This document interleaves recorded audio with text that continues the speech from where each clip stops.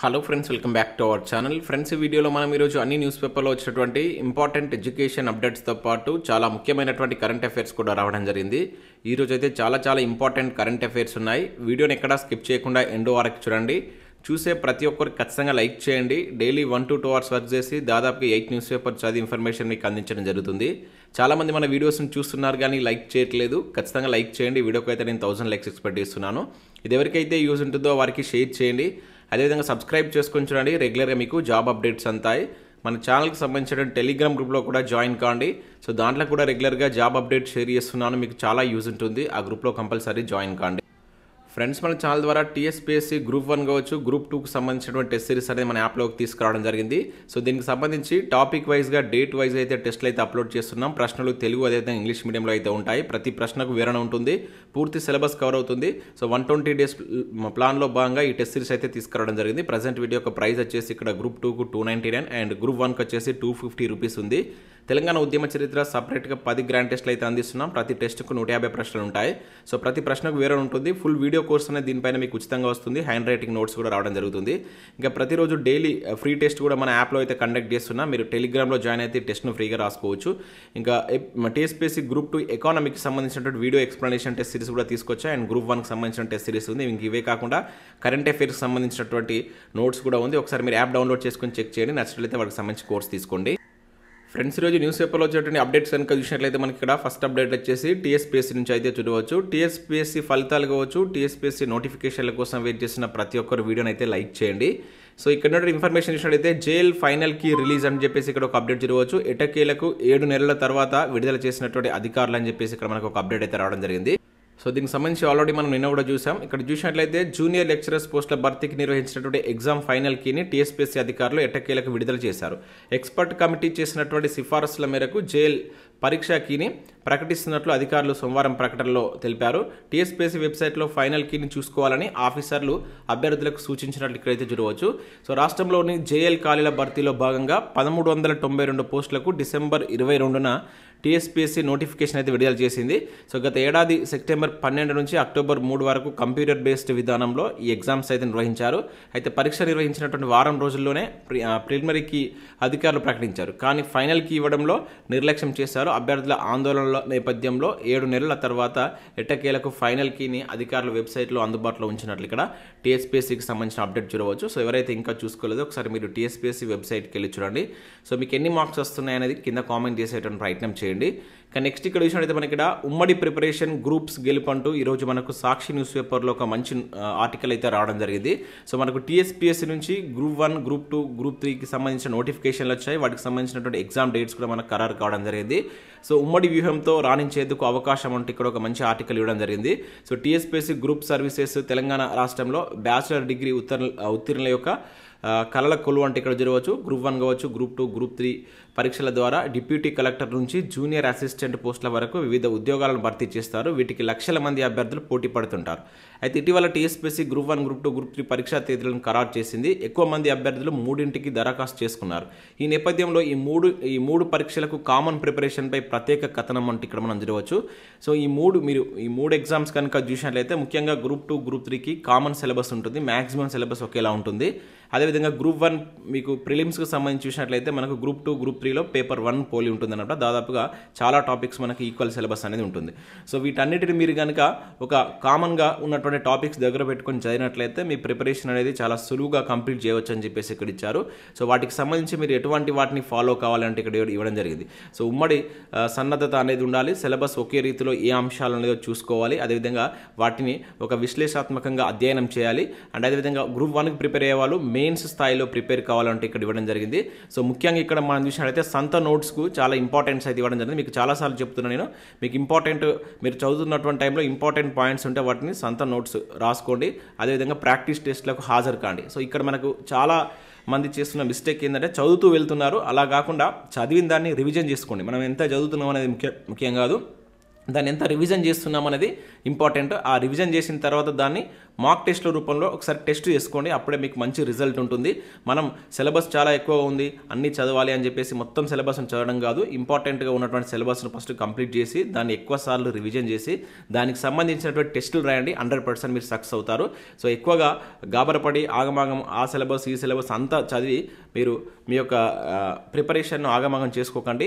ఒక ప్రాసెస్ ప్రకారం చదివినట్లయితే 100% మీకు రిజల్ట్ వస్తుంది. ఇక నెక్స్ట్ చూసినట్లయితే టెట్ రాయనున్నటువంటి 40,000 మంది టీచర్లు అంటే ఇక్కడ ఒక అప్డేట్ మనం చూడవచ్చు. సో ఏడాది టెట్కు 48,582 మంది పంతులు రాయనున్నట్లు ఇక్కడ ఇచ్చారు. సో పేపర్ 1కు 9,700, పేపర్ 2కి వచ్చేసి 38,000. దీనిలో గణితం 22,000 అంట, సోషల్ స్టడీస్ 16,000 మంది టీచర్లు దరఖాస్తు చేసుకున్నట్లు ఇక్కడ ఇచ్చారు. శనివారం టెట్ దరఖాస్తు గడువు ముగియగా సో మొత్తం 48,000 మంది దీనిలో ఆల్రెడీ టీచింగ్ జాబ్ చేస్తున్నటువంటి అభ్యర్థులు అప్లై చేసుకుంటే ఇక్కడ ఇచ్చారు. ఎందుకంటే వాళ్ళకి కంపల్సరీ ప్రమోషన్స్లో టెట్ అర్హత కావాలని చెప్పేసి మనకి ఇటీవల ఎన్సిటి నిబంధనలు ఇచ్చిన నేపథ్యంలో సో ఈసారి మనకు 48,000 మంది టీచర్స్ టెట్ ఎగ్జామ్ రాయబోతున్నట్టు ఇక్కడ చూడవచ్చు.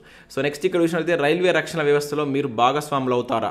4,208 ఆర్పిఎఫ్ ఎగ్జిక్యూటివ్ కానిస్టేబుల్ పోస్టులకు నోటిఫికేషన్ అయితే రిలీజ్ అయింది. చాలా మంచి నోటిఫికేషన్. ఆల్రెడీ ఇక్కడ మనకు స్టేట్ ఎగ్జామ్కి ప్రిపేర్ అవుతున్న అభ్యర్థులు ప్రతి ఒక్కరు దీనికి అప్లై చేసుకోండి. సో ఇక్కడ దీనికి సంబంధించి ప్రిపరేషన్ ఏ విధంగా చేసుకోవాలంటే ఇక్కడ ఒక మంచి ఆర్టికల్ మనకి ఈనాడులో ఇచ్చారు. కంప్యూటర్ ఆధారిత పరీక్ష అనేది ఉంటుంది. సో సిలబస్ చూసినట్లయితే మనకు అర్థమెటిక్ కావచ్చు, జనరల్ ఇంటెలిజెన్స్ అండ్ రీజనింగ్ ఉంటుంది, జనరల్ అవేర్నెస్ అనేది ఉంటుంది. సో వీటికి సంబంధించి పీఈటీ పిఎంటీ కూడా ఉంటాయి. ఒకసారి మీకు ఈ పీఈటీ పిఎంటీ కనుక ఉన్నట్లయితే ఒకవేళ జాబ్ చేయడం మీకు ఇంట్రెస్ట్ ఉంటే వీటికి అప్లై చేసుకోండి. ఫస్ట్ ముఖ్యంగా కానిస్టేబుల్ ఉద్యోగాలు మిస్ అయినటువంటి అభ్యర్థులు ఎవరైతే ఉంటారో సో దీని మీద ఫోకస్ చేయండి. చాలా మంచి అవకాశం అనుకోవచ్చు. సో ఆల్రెడీ దీనికి సంబంధించిన అప్లికేషన్ ప్రాసెస్ కొనసాగుతుంది. సో అప్లై చేసే ప్రయత్నం చేయండి.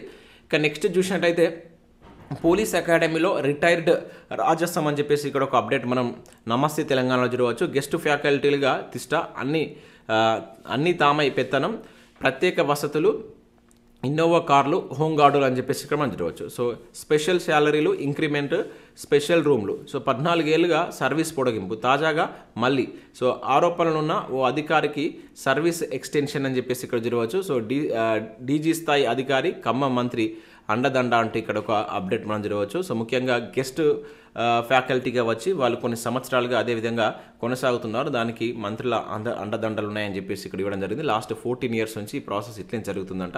సో ఇది పోలీస్ వ్యవస్థలో జరుగుతున్నటువంటి తీరు అంటూ ఇక్కడ ఒక ఆర్టికల్ మనం నమస్తే తెలంగాణలో అయితే చూడవచ్చు. 14 సంవత్సరాల నుంచి జరుగుతుందని చెప్పేసి వీళ్ళే చెప్తున్నారు.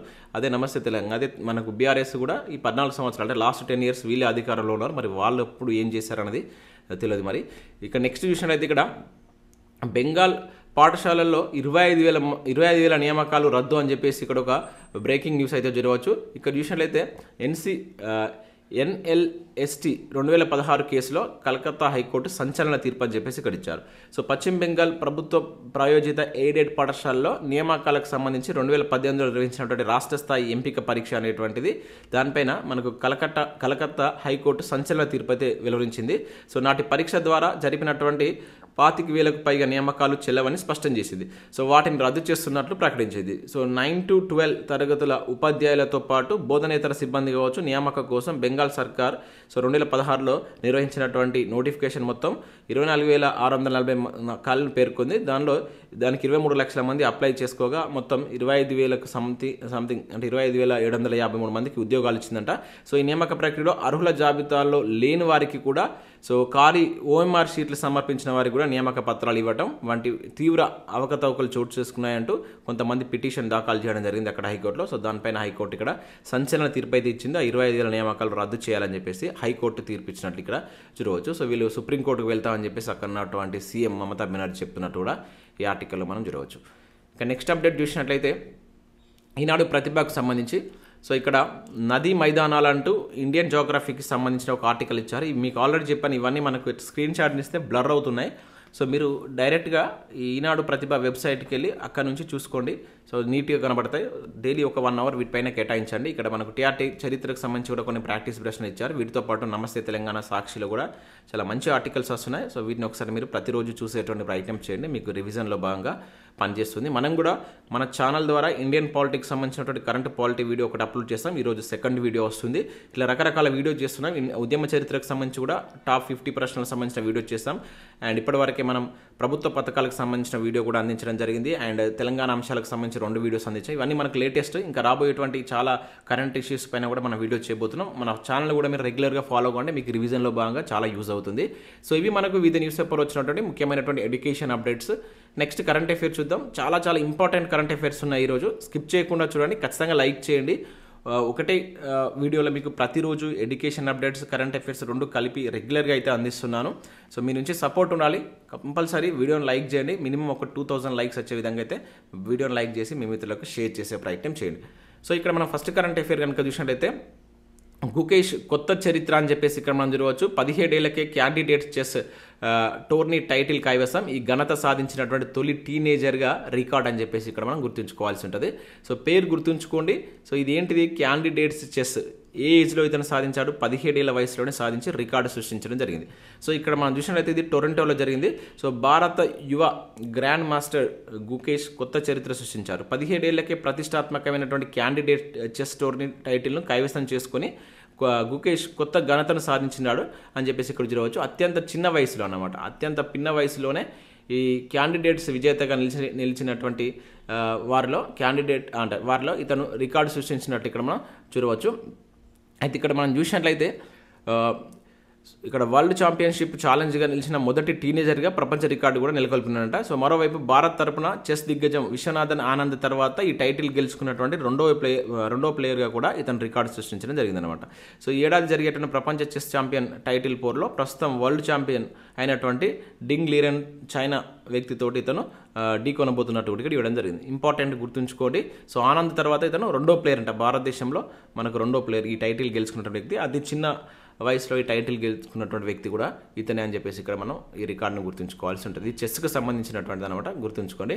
సో హంపి వైశాల్యకు 2వ స్థానం అంటూ కూడా ఇచ్చారు. సో నెక్స్ట్ 2వ స్థానంలో మహిళల విభాగంలో చూస్తే భారత గ్రాండ్ మాస్టర్ కోనేరు హంపి, అదేవిధంగా ఆర్ వైశాలి చెరో 7.5 పాయింట్స్తో 2వ స్థానంలో నిలిచినట్లు టోర్నీని ముగించినట్లు ఇక్కడ చూడవచ్చు. వీళ్ళు 2nd ప్లేస్లో ఉన్నట్టు, ఇది కూడా గుర్తుంచుకోండి. ఇక నెక్స్ట్ చూసినట్టు మనకు ప్రపంచ ధరిత్రి దినోత్సవం 2024కు సంబంధించి నిన్న కండక్ట్ చేయడం జరిగింది. దీనికి సంబంధించి కొన్ని ఇక్కడ అంశాలు అయితే చూద్దాం. సో భూమి ప్రకృతి ప్రాముఖ్యత గురించి ప్రజలకు అవగాహన కల్పించే లక్ష్యంతో ప్రపంచ ధరిత్రి దినోత్సవాన్ని ప్రతి ఏడాది ఏప్రిల్ 22న జరుపుకుంటాం. 1969లో యునెస్కో సదస్సులో శాంతి కార్యకర్త అయినటువంటి జాన్ మెక్కానెల్ తొలిసారిగా ఎర్త్ డే జరుపుకునేటువంటి ఆలోచనకు ప్రతిపాదించారు. సో 1970 ఏప్రిల్ 22న మొదటిసారిగా యునైటెడ్ స్టేట్స్లో ఎర్త్ డే జరిగిందంట. సో 1990లో మనకు డెన్నిస్ హౌస్లో పాల్గొన్న 141 దేశాలు ప్రపంచ ధరిత్రి దినోత్సవాన్ని ప్రపంచవ్యాప్తంగా జరుపుకోవాలని ప్రతిపాదించాయి. 2016లో ఎర్త్ డే వాతావరణ పరిరక్షణకు అంకితం చేసింది. సో ప్రస్తుతం ఎర్త్ డే నెట్వర్క్ 190 దేశాల్లో 20,000 మంది భాగస్వాములు ఉన్నట్లు ఇక్కడ చూడవచ్చు. సో మనం ముఖ్యంగా గుర్తుంచుకోవాల్సింది ఏంటంటే ఇప్పుడు థీమ్ ఏమి ఇచ్చారు, ఈ వరల్డ్ ఎర్త్ డే 2024కి సంబంధించినటువంటి థీమ్ ఏంటనేది గుర్తుంచుకోండి. సో ఇక్కడ చూసినట్టయితే ప్లానెట్ వర్సెస్ ప్లాస్టిక్ అనేది, సో సింగిల్ యూజ్ ప్లాస్టిక్ వాడకాన్ని అంతం చేయడం, దాని ప్రత్యామ్నాయ అన్వేషణలపై దృష్టి పెడదామంటూ ఇక్కడ మనం ఒకటి చూడవచ్చు. ఇక్కడ గుర్తుంచుకోవాల్సింది ఏంటిది? ప్లానెట్ వర్సెస్ ప్లాస్టిక్ అనేది ఇప్పుడు దీని యొక్క థీమ్. మోస్ట్ ఇంపార్టెంట్ థీమ్స్కి సంబంధించి డెఫినెట్గా క్వశ్చన్ ఏదైనా ఒకటి అడుగుతాడు. సో వీటిని మీరు గుర్తుంచుకోండి. ఇక నెక్స్ట్ ఇక్కడ చాలా ఇంపార్టెంట్ కరెంట్ అఫైర్స్ చూడవచ్చు. ఈరోజు మనం 30 వారాల గర్భ విచ్ఛిత్తికి అనుమతి అంటే ఇక్కడ మనం చూడవచ్చు. అత్యాచార బాధిత బాలిక కేసులో సుప్రీంకోర్టు అసాధారణ తీర్పు అని చెప్పేసి ఇక్కడ ఇచ్చారు. సో ఇది చాలా ఇంపార్టెంట్, గుర్తుంచుకోండి. సో ఎక్కడిది ఈ కేసు, ఏ రకంగా ఇచ్చారని చెప్పేసి క్వశ్చన్ అడగడానికి ఛాన్స్ ఉంటుంది. సో అత్యాచారానికి గురై గర్భం దాల్చినటువంటి 14 ఏళ్ల బాలిక కేసులో సుప్రీంకోర్టు అసాధారణ నిర్ణయం తీసుకుంది. సో బాలిక సంక్షేమం భవిష్యత్తుకు అత్యధిక ప్రాధాన్యత ఇస్తూ దాదాపుగా 30 వారాల ఆమె గర్భస్థాన్ని తొలగించేందుకు అనుమతి ఇచ్చినట్టు ఇక్కడ చూడవచ్చు. సో బాధితురాలి పరిస్థితిని ప్రత్యేకంగా పరిగణలోకి తీసుకున్నటువంటి అత్యున్నత న్యాయస్థానం రాజ్యాంగ అధికరణ 142 ద్వారా. సో ఇది మోస్ట్ ఇంపార్టెంట్, మనకి ఎప్పటికీ నిలుస్తుంది. అంటే సుప్రీంకోర్టుకు ఉన్నటువంటి స్పెషల్ అధికారాలను తెలుపుతుంది. ఇది ఆర్టికల్ 142 అనేటువంటిది. ఇటీవల 2-3 కేసెస్లో ఇది వార్తల్లో ఉంది. ఈసారి మనం దీని మీద క్వశ్చన్ ఎక్స్పెక్ట్ చేయవచ్చు. జాగ్రత్తగా ఆర్టికల్ 42ను గుర్తుంచుకోండి, అదేంటనేది గుర్తుంచుకోండి. అయితే ఆర్టికల్ 142 ద్వారా మనకు లభించినటువంటి విస్తృత అధికారాలను ఉపయోగించుకొని సో ఈ తీర్పును వెలువరించినట్టు చూడవచ్చు. సో మహారాష్ట్రకు చెందినటువంటి 14 ఏళ్ల బాలిక లైంగిక దాడికి గురై గర్భం దాల్చింది. ఈ విషయాన్ని ఆలస్యంగా తెలుసుకున్న ఆమె తల్లి బాంబే హైకోర్టును ఆశ్రయించింది. తన కుమార్తె 28 వారాల గర్భాన్ని తొలగించేందుకు అనుమతించాలని ఈ నెల ఆరంభంలో పిటిషన్ దాఖలు చేసింది. అయితే విచారణ జరిపినటువంటి న్యాయస్థానం గర్భ విచ్ఛిత్తికి నిరాకరించింది. బాధితురాలి గర్భంలోని పిండం ఎదుగుదల చివరి త్రైమాసికం ఉన్నందున సో అబార్షన్కు అనుమతించలేమంటూ పిటిషన్ ఈ పిటిషన్ను ఈ నెల 4న కొట్టివేసింది. దీంతో సుప్రీంకోర్టు ఆశ్రయించడంతో గత వారం ముంబై ఆసుపత్రి వైద్యుల మండలికి నివేదికకు ప్రధాన న్యాయమూర్తి Justice DY Chandrachud, Justice Pardiwala ధర్మాసనం ఆదేశించినట్టు ఇక్కడ మనం చూడవచ్చు అనమాట. సో ఇక్కడ పార్థివాలా కూడా ఒక సంచలన తీర్పులో మనకు వాదించిన వ్యక్తి. అదే తీర్పు అనేది అది మనం ల్యాండ్ మార్క్ తీర్పుగా చెప్తాం అనమాట. మొత్తం సుప్రీంకోర్టు తీర్పులో అదే తీర్పు అనేది ఒకసారి మీరు కింద కామెంట్ చేయండి. సో ఈ రకంగా ఆదేశించడం జరిగింది. సో ఆమె యొక్క ఆరోగ్యాన్ని దృష్టిలో పెట్టుకొని సో ఈ 30 వారాల గర్భాన్ని కూడా తొలగించడానికి సుప్రీంకోర్టు అయితే ఇక్కడ అనుమతి ఇవ్వడం జరిగింది. యాక్చువల్గా మనకు రూల్ ఏంటంటే 24 వారాలు దాటద్దు. సో గరిష్టంగా 24 వారాలు మించరాదని చెప్పేసి చట్టం చెప్తుంది మనకు. సో ఆ వయసు దాటితే న్యాయస్థానం అనుమతి తీసుకోవాలని తప్పనిసరి అంటే ఇక్కడ జరగవచ్చు. సో కొన్ని కేసెస్లో ఇది ఏంటంటే మనకు రేప్ కేసు కనుక సో ఇటువంటి వాటిలో సో ఎవరైతే ఆ రేపు గురైనటువంటి బాధితుల యొక్క ఆరోగ్యాన్ని దృష్టిలో ఉంచుకొని సో ఈ తీర్పు ఇస్తున్నట్టు సుప్రీంకోర్టు తెలిపింది. సో మనకి 24 వారాల గర్భాస్థం మించరాదని చెప్పేసి చట్టం తీసుకొచ్చారు కదా, ఆ చట్టం పేరు ఏంటి, అది ఎప్పుడు అమల్లోకి వచ్చింది, దాని గురించి మనం లాస్ట్ 1 year బ్యాక్ కరెంట్ అఫైర్లో చూసాం. అది దానికి సంబంధించిన ఇన్ఫర్మేషన్ కింద కామెంట్ చేయండి. సో నెక్స్ట్ అలీగఢ్ ముస్లిం విశ్వవిద్యాలయానికి తొలి మహిళా వీసీ అంటే ఇక్కడ ఒక ఇంపార్టెంట్ కరెంట్ అఫైర్ చూడవచ్చు. సో ఇక్కడ మనం చూసినట్లయితే నాయిమా ఖాతున్ను నియమించినటువంటి కేంద్రం అని చెప్పేసి ఇక్కడ ఇవ్వడం జరిగింది.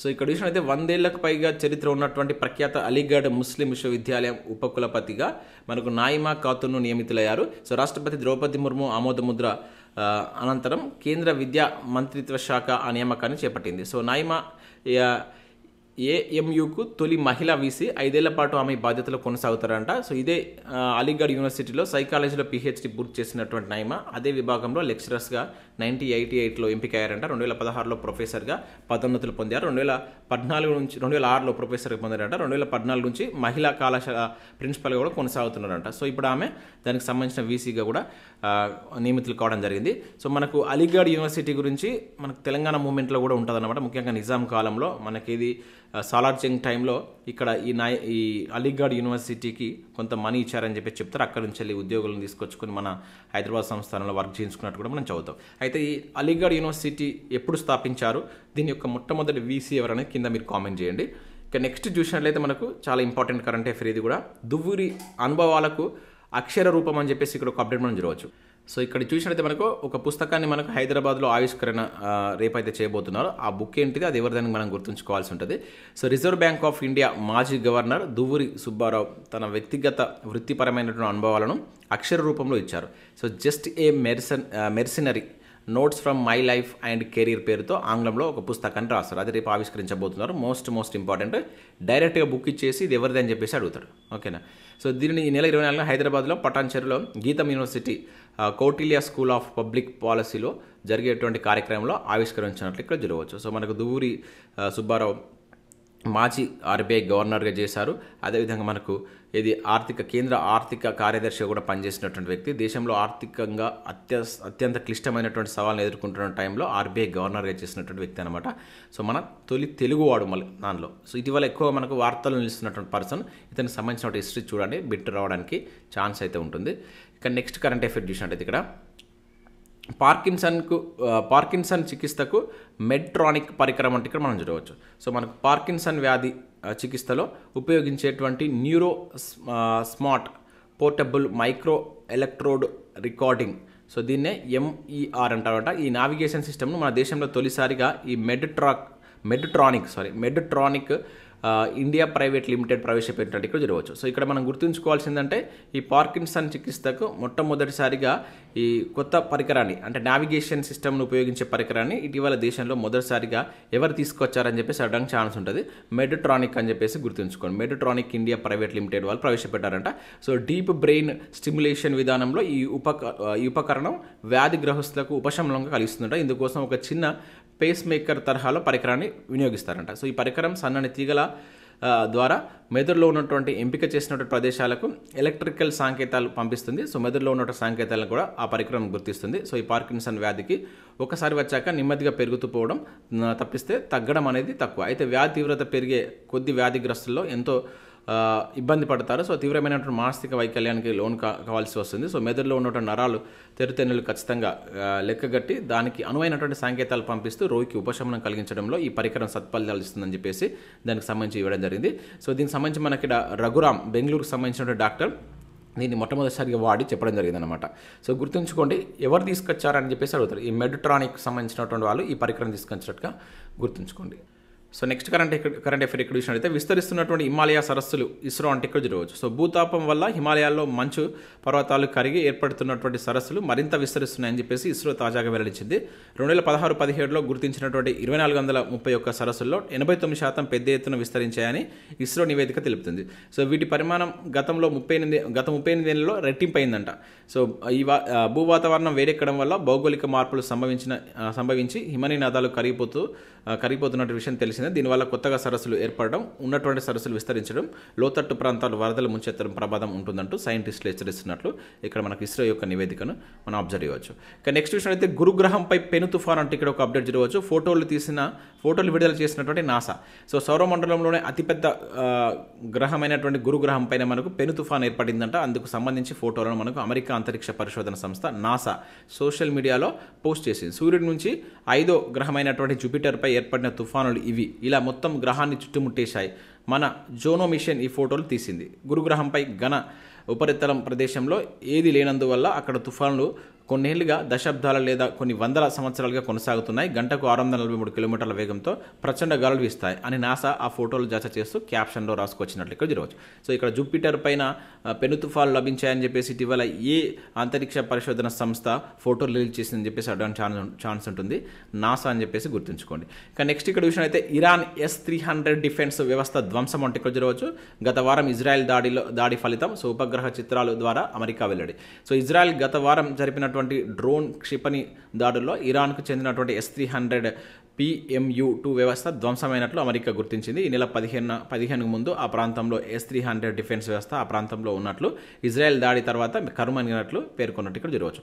సో ఇక్కడ చూడండి, మనకి ఇంపార్టెంట్ ఏంటంటే ఈ రెండింటి మధ్య జరుగుతున్నటువంటి వాళ్ళు ఏదైతే ఆ దాడికి పెడుతున్నటువంటి పేర్లు ఉంటాయి కదా. So for example first Israel పైన దాడి చేసింది. సో దానికి వాళ్ళు ఏం పేరు పెట్టాలి. తర్వాత ఇప్పుడు ఇజ్రాయెల్ మళ్ళీ ఇరాన్ పైన దాడి చేసింది. సో వీటి మీద మనకు క్వశ్చన్స్ అడగడానికి ఛాన్స్ ఉంటుంది. అదేవిధంగా అక్కడ మన భారతీయులు చిక్కుంటే తీసుకొస్తున్నటువంటి ఆపరేషన్కి మన వాళ్ళు పెడుతున్నటువంటి నేమ్స్ ఏంటి, అవి మీరు వాటి మీద ఫోకస్ చేయండి. అదేవిధంగా ఇజ్రాయెల్ ఇంటెలిజెన్స్ చీఫ్ రాజీనామా చేసినట్టు కూడా జరగవచ్చు. So Israel military intelligent chief manager general Aharon Haliva సోమవారం తన పదవికి రాజీనామా చేశారంటూ కూడా ఇక్కడ జరగవచ్చు. ఇక్కడ మరొక ఇంపార్టెంట్ కరెంట్ అఫేర్ విషయం అయితే 66,000 మందికి US పౌరసత్వం అని చెప్పేసి ఇక్కడ ఇవ్వడం జరిగింది. సో ఇక్కడ విషయం అయితే మనకు అమెరికా పౌరసత్వం పొందుతున్న వారిలో భారతీయులు 2వ స్థానంలో నిలిచారంట. సో 2022లో న్యాచురలైజ్డ్ US సిటిజన్షిప్ పొందిన వారిలో మెక్సికన్లు 106,000 ఉంటే, అంటే 106,000 మందితో ప్రథమ స్థానంలో నిలవగా తర్వాత స్థానంలో వరుసగా భారత్, ఫిలిప్పైన్స్, క్యూబా, ఓకేనా, రిపబ్లిక్ ఆఫ్ వియత్నాం, చైనా నిలిచినాయంట. సో ఏడాది మొత్తం 65,960 మందికి ఈ భారతీయులకు అమెరికా పౌరసత్వం భారతీయులకు లభించినట్టు ఇక్కడ చూడవచ్చు. సో సెకండ్ ప్లేస్లో ఉంది, అది గుర్తుంచుకోండి. ఫస్ట్ ప్లేస్లో వచ్చేసి మనకు మెక్సికో ఉన్నట్లు ఇక్కడ చూడవచ్చు. ఓకేనా. ఇంకా నెక్స్ట్ విషయం అయితే మణిపూర్లో మానవ హక్కుల ఉల్లంఘన అని చెప్పేసి ఇవ్వడం జరిగింది అమెరికా నివేదికలో వెల్లడి. సో ఈశాన్య రాష్ట్రం మణిపూర్లో జాతుల ఘర్షణ అనంతరం గణనీయమైనటువంటి మానవ హక్కుల ఉల్లంఘన చోటు చేసుకున్నాయని అమెరికా పేర్కొంది. సో అగ్రరాజ్య విదేశీ వ్యవహారాల మంత్రిత్వ శాఖ మానవ హక్కుల విధానాలపై రూపొందించినటువంటి నివేదికలో ఈ విషయాన్ని వెల్లడించినట్టు ఇక్కడ చూడవచ్చు. సో అప్పటి ఘటనలకు ప్రధానమంత్రి మోదీ సిగ్గుచేటని అభివర్ణించారని, చర్యలు చేపట్టారని కోరారని తెలిపింది. సో బ్రిటిష్ బ్రాడ్కాస్టింగ్ కార్పొరేషన్ అయినటువంటి BBCపై ఆదాయ పన్ను దాడులు, అదేవిధంగా గుజరాత్ న్యాయస్థానం రాహుల్ గాంధీకి 2 ఏళ్ల జైలు శిక్ష విధించడాన్ని ప్రస్తావించింది. సో విదేశీ వ్యవహారాల మంత్రిత్వ శాఖ యాంటోనీ బ్లింకెన్ ఈ నివేదికను విడుదల చేసినట్టు ఇక్కడ చూడవచ్చు. సో ఇది గుర్తుంచుకోండి. అంటే మణిపూర్ సంఘటన మళ్ళొకసారి మీరు చూసేటువంటి ప్రయత్నం చేయండి. ఇది వార్తల్లో ఉంది కానీ. సో ఇవి మనకు వివిధ న్యూస్ పేపర్లో వచ్చినటువంటి ముఖ్యమైనటువంటి ఎడ్యుకేషన్ అప్డేట్స్, అదేవిధంగా కరెంట్ అఫైర్స్. వీడియో నచ్చినట్టయితే లైక్ చేసి మీ మిత్రులకు షేర్ చేయండి. అదేవిధంగా మన యాప్ను డౌన్లోడ్ చేసుకోండి. దానిలో మీకు యూస్ఫుల్ కంటెంట్ అయితే ఉంది. ఒకసారి మీరు డౌన్లోడ్ చేసుకొని శాంపిల్ టెస్ట్లు PDF చూసిన తర్వాత నచ్చితే కోర్స్ అయితే తీసుకోండి. Thanks for watching. Thank you.